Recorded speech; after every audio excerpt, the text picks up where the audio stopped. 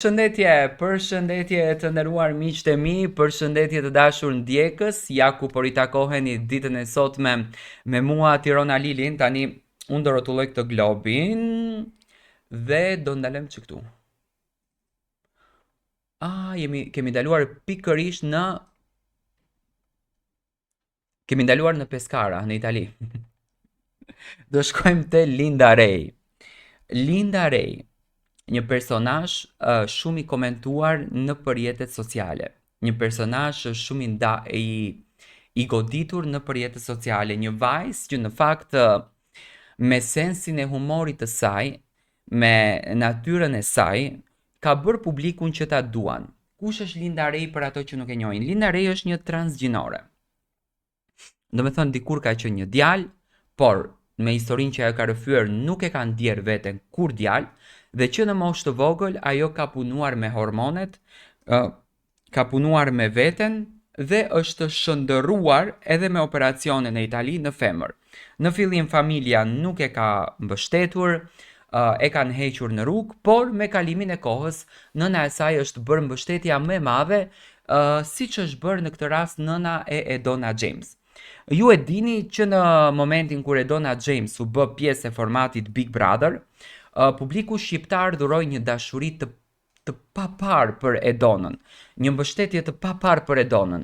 Dhe ju të hënën, do me thënë prej sot, nesër edhe një ditë në ndan, të hënën pritet që pjesë e formatit Big Brother VIP Kosova të jetë edhe personazhi Linda Ray, do me thënë një transgjinore, një vajzë e cila në përshkrimin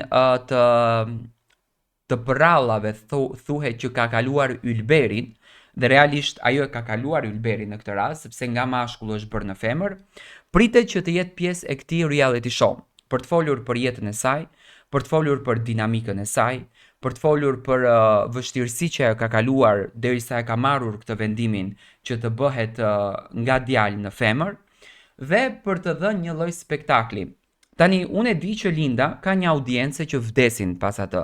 Do me thënë e duan, e ndjekin, ajo në profesion është një make-up artiste, është një miss, është një fotomodele.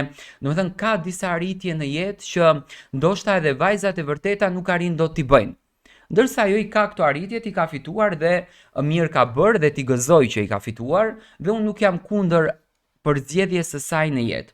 Por si do të pritet Linda Ray nëse do të ishte gjithmonë banore e këtij spektaklit? Do të merrte dashurinë e Edonës, do të merrte mbështetjen e Edonës, do të merrte simpatinë e Edonës. Çfarë shqiptarët vlerësuan tek Edona James dhe çfarë do të vlerësojnë tek Linda duke i njohur karakteret e të dyjave si gazetari showbizit? Unë mendoj që Edona James ishte gruaja e qytetit ton, në kuptimin e thashë themeve, mentalitetit shqiptar, mënyrën se si shpreheshte, si ato gratë e moçme, mënyrën se si fliste etj. Tani Linda Ray, me sa e di unë nga origjina, është vlonjate.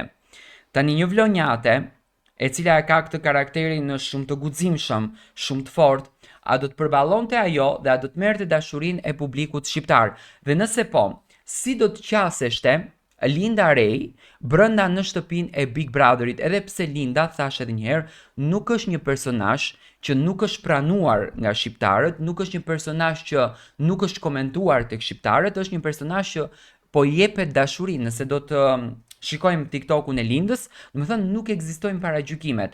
A do të jetë Linda arsyeja që do të thyen paragjykimet e shqiptarëve për këtë grup shumë të komentuar që vendosin për jetën e tyre? Dua të marr mendimin tuaj.